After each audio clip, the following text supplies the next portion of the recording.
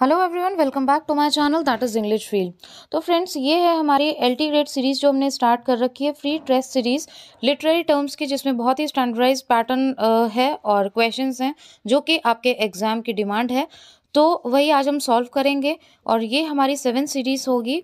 तो चलिए देखते हैं क्या क्या क्वेश्चंस हैं without making any delay. And yes, please comment box में ज़रूर बताइएगा कि आपके कितने क्वेश्चंस सही हुए और कॉपी पेंसिल ज़रूर लेके बैठिएगा। So let's begin. Very important question. An epilogue is prefixed to a text which it introduces या फिर suffixed to a text which it sums up or extends. Extends means होता है बढ़ाना, ठीक है। A piece of writing or a speech that formally begins a book, जो कि book की शुरुआत करे।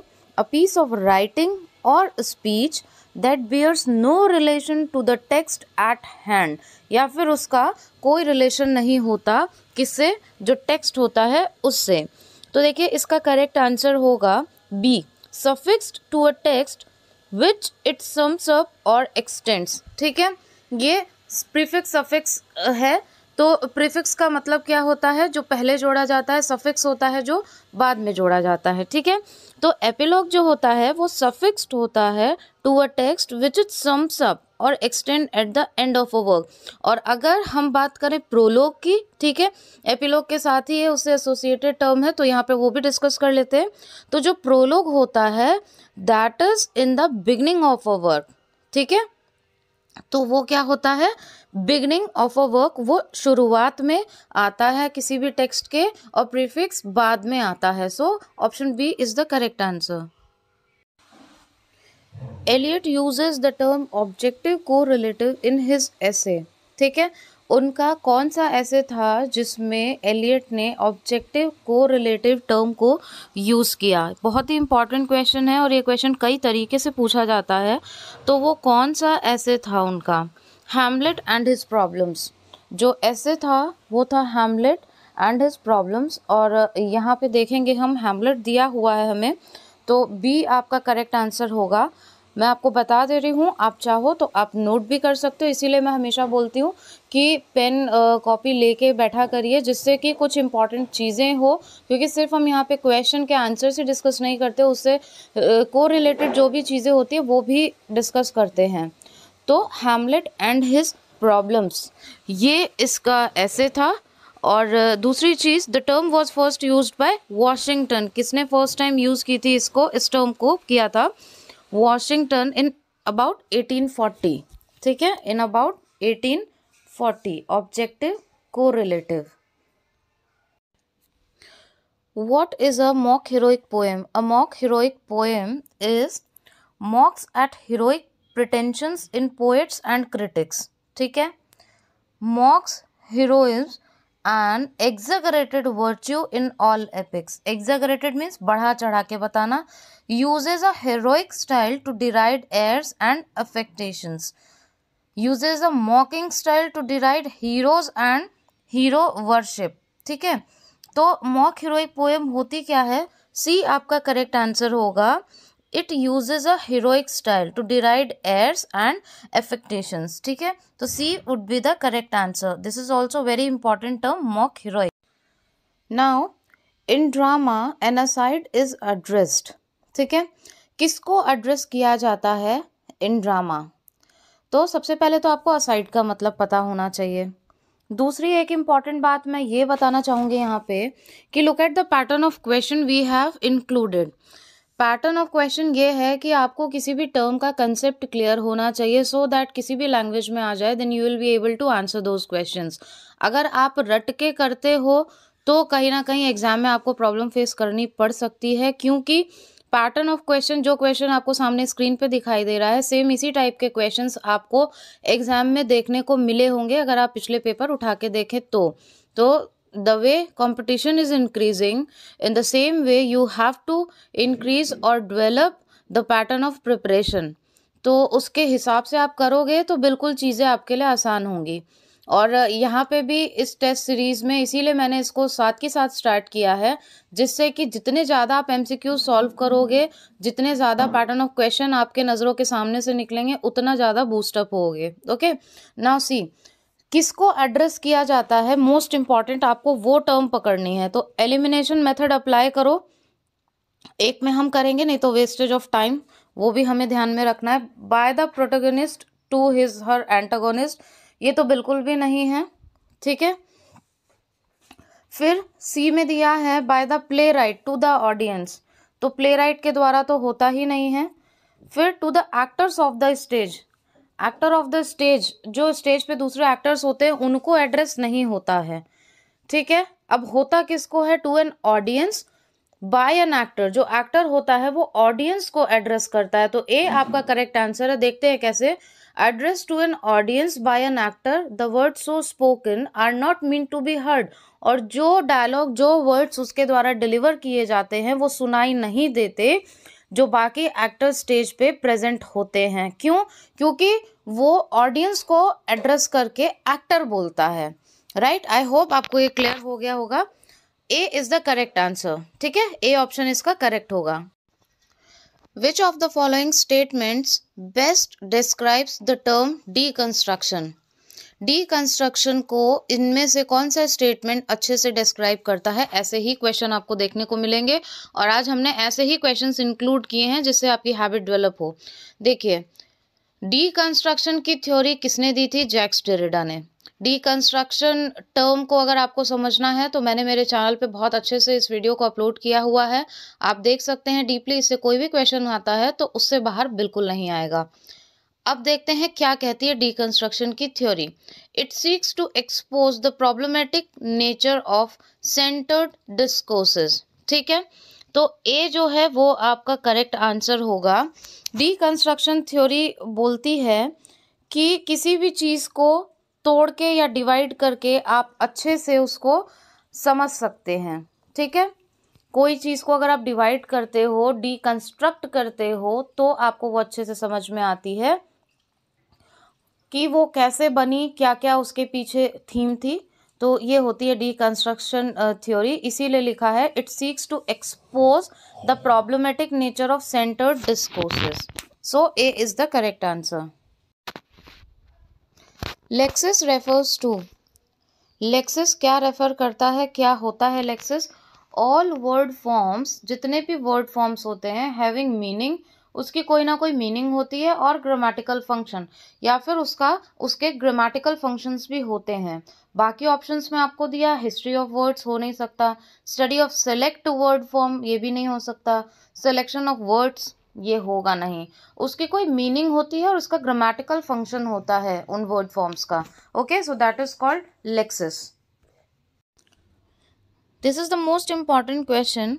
Who among the following writers does not belong to the group the university wits? ठीक है, इनमें से यूनिवर्सिटी विट्स में से कौन सा ऐसा राइटर है जो यूनिवर्सिटी विट में नहीं आता था? देखिए, यूनिवर्सिटी विट्स जो है वो एक तरीके का फ्रेज है जो कि इंग्लिश प्ले राइट्स के लिए यूज़ किया गया, और ये जो ग्रुप था इन इंग्लिश प्ले राइट्स का, ये लेट 16th सेंचुरी में इन लोगों के लिए यूज़ किया गया। और उन लोग की एजुकेशन कहाँ पे हुई थी? यूनिवर्सिटीज़ ऑफ ऑक्सफोर्ड या कैम्ब्रिज, ठीक है, वहाँ पे उन लोग की एजुकेशन हुई, और वो पॉपुलर राइटर्स थे। वो सारे यहाँ पे पढ़े और वो लोग पॉपुलर राइटर्स बन गए। यूनिवर्सिटी विट्स में कौन कौन से राइटर्स आते हैं ये आपको मेनली पता होना चाहिए, क्योंकि हो सकता है आपको ऑप्शन में दे दे कि ये ग्रुप है और उसमें एक कोई एक्स्ट्रा ऐसा राइटर डाल दे जो कि उस ग्रुप से बिलोंग ना करता हो, तो वो भी आपको पता होना चाहिए। अब कौन से ऐसे राइटर हैं जो यूनिवर्सिटी विट्स के ग्रुप में इंक्लूड नहीं होते थे, ठीक है, उसमें उनका नाम नहीं था। तो थॉमस किड जो थे उनका नाम इसमें इंक्लूडेड नहीं था, ठीक है, तो इस ग्रुप से वो नहीं आते थे। The term womanism was first used by, ये भी इम्पॉर्टेंट क्वेश्चन है।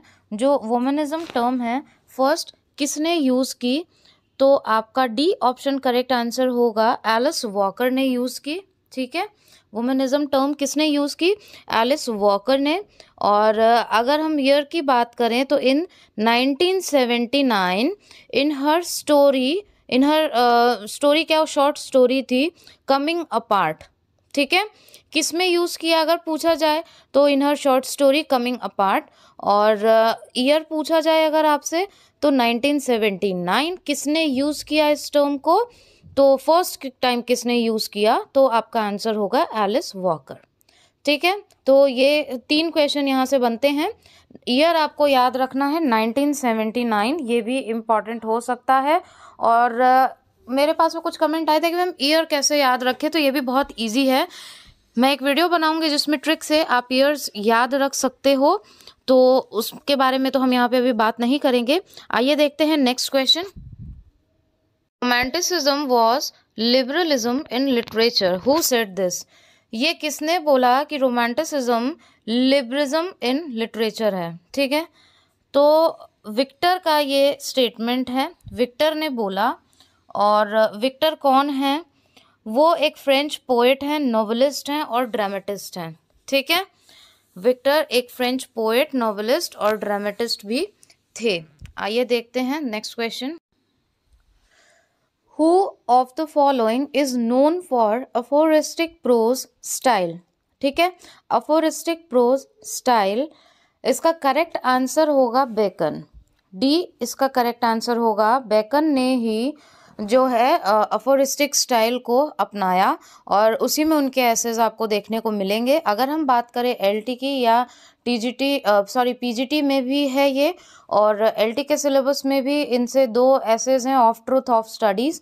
और दूसरी बात, बेकन बहुत ही इम्पॉर्टेंट है और इससे क्वेश्चन आना ही आना है। जब आपको पता हो कि इससे आना ही आना है तो उसको आपको ज़रूर कवर करना चाहिए। दूसरी चीज़ यहाँ पे मैं आपको क्लैरिफाई कर दूँ, कम्युनिटी पोस्ट में मैं डेली कुछ क्वेश्चंस डालती हूँ और उस पर बहुत से लोग हैं जो हमेशा रिस्पांस देते हैं। आप भी उन क्वेश्चंस को देखा करिए, अटेम्प्ट किया करिए। मैंने कल भी एक क्वेश्चन डाला था बेकन से रिलेटेड और 98% जो उसको वोट मिले हैं वो रॉन्ग मिले हैं और जो करेक्ट ऑप्शन है उसका 0% है। मतलब कि अब आप खुद सोच लीजिए, जबकि वो बहुत इंपॉर्टेंट क्वेश्चन है बेकन का। इसलिए मैं बोल रही हूँ कि आप टेस्ट सीरीज जरूर अटेम्प्ट करें, क्वेश्चन घूम के आपके सामने आएंगे और आपकी तैयारी भी अच्छी होगी। तो इसका करेक्ट आंसर होगा फ्रांसिस बेकन, क्योंकि अफोरिस्टिक स्टाइल ये जो भी वर्ड्स यूज़ करते थे, जो भी स्टेटमेंट देते थे अपने एसे में, उसके एक एक स्टेटमेंट, एक एक वर्ड के पीछे काफ़ी गहरा जो कहते हैं डीप मीनिंग छुपी होती थी। तो इनके कोई नॉर्मल एसेज नहीं होते थे, काफ़ी डीप मीनिंग होती थी। अगर एक वर्ड भी इन्होंने बोला है तो उसके पीछे काफ़ी डीप मीनिंग छुपी होती थी, तो इनका अफोरिस्टिक स्टाइल था।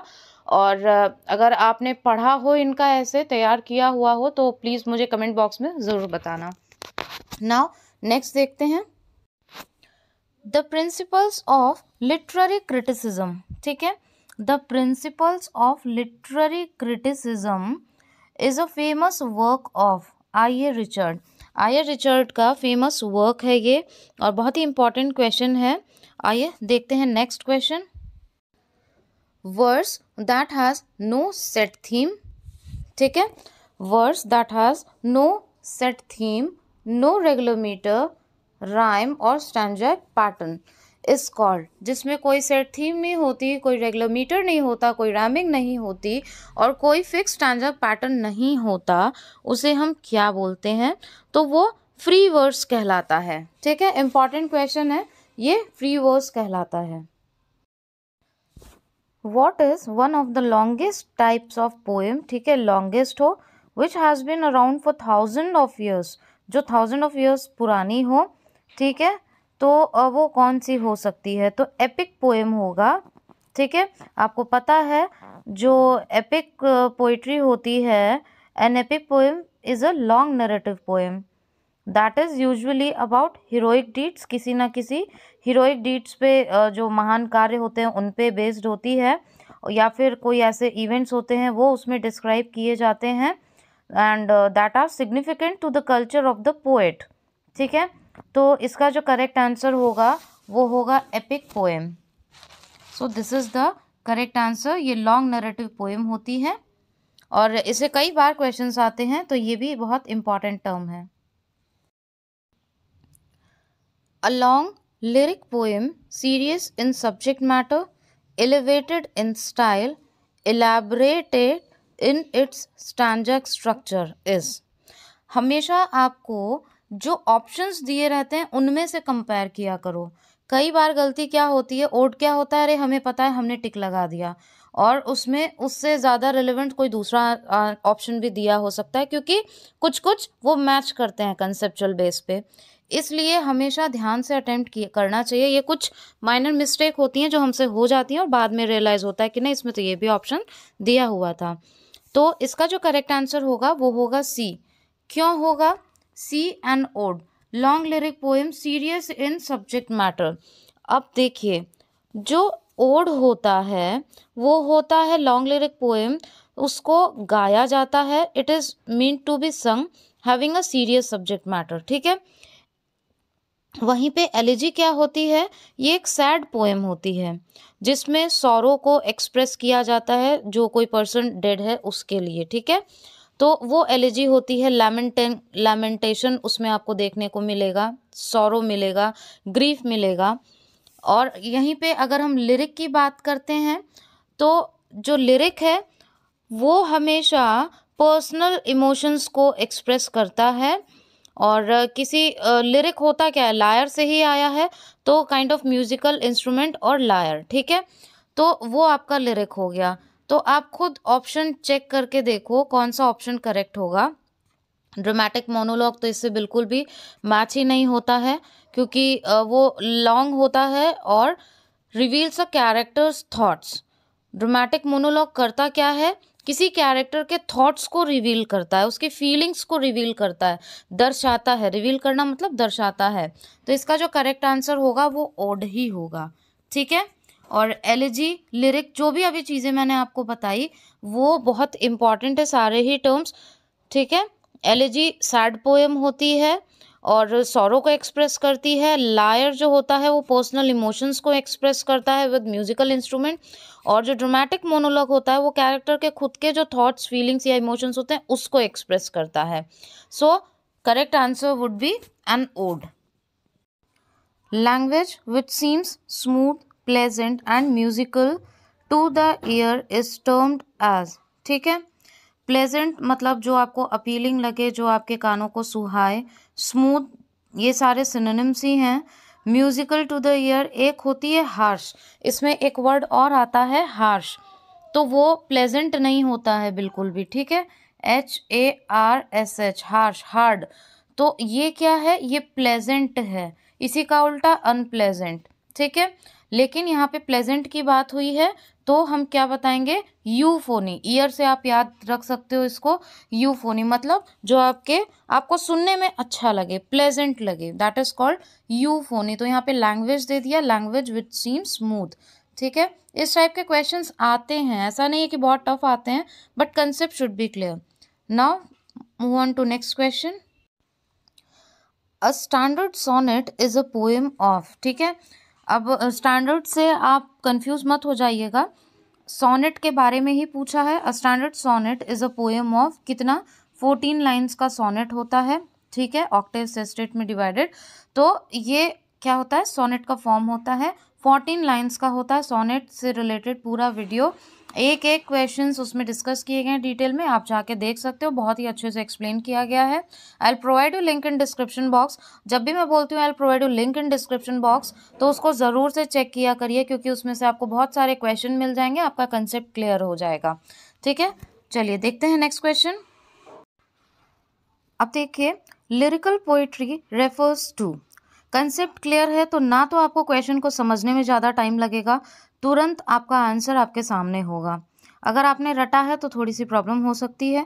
दूसरी बात, एलिमिनेशन मेथड से करिए, जो नहीं होगा उनको पहले क्रॉस लगा दीजिए। देखिए, lightest and shortest form of narrative poetry, यहाँ पे क्या दिया हुआ है, नरेटिव पोइट्री, और आपसे पूछा क्या है, लिरिकल पोइट्री।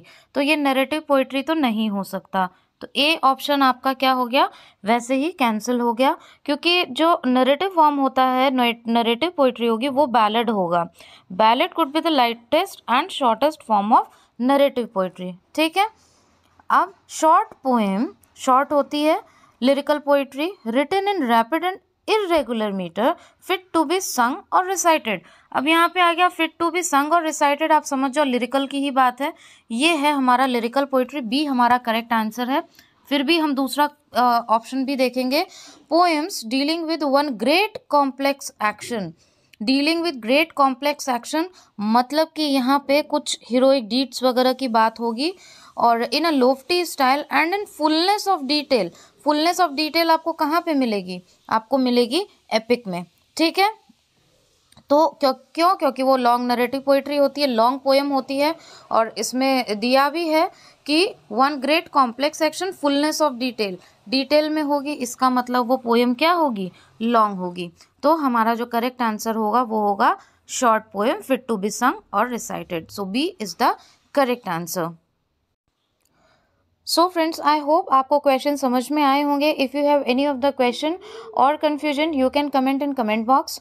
दूसरा, फीडबैक देना बिल्कुल मत भूलिएगा, और if you want me to explain any topic then also comment in comment box.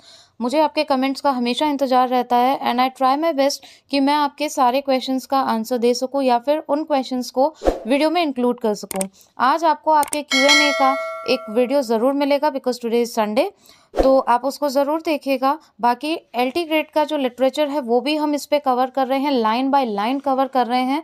बहुत सारे वीडियोस ऑलरेडी अपलोड भी हो चुके हैं, तो उनको एक बार आप ज़रूर से ज़रूर देखें, आपके लिए बहुत ही हेल्पफुल और बेनिफिशियल होगा। क्योंकि टेक्स्ट ज़रूर पढ़ें, सिर्फ क्वेश्चन आंसर ही सॉल्व ना करें। ठीक है, इसलिए टॉपिक ज़रूर पढ़ें।